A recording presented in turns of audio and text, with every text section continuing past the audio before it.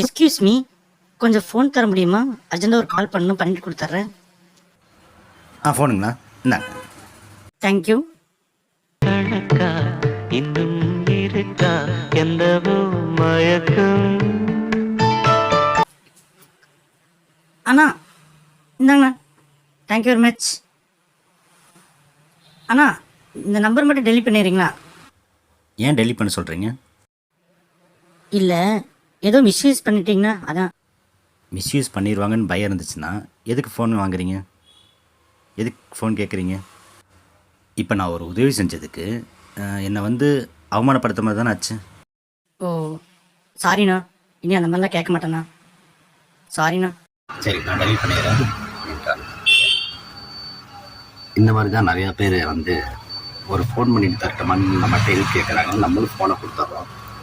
அதுக்கு பதில் தேங்க்ஸ் மட்டும் இல்லாமல் நம்மளை அவமதிக்கிற மாதிரி, ஆனால் டெலிட் பண்ணிடுங்க ஏன்னா நீங்கள் மிஸ்யூஸ் பண்ணிடுவீங்க அப்படின்னு சொல்கிற வார்த்தை வந்து ரொம்ப கவலைக்கிடமானது.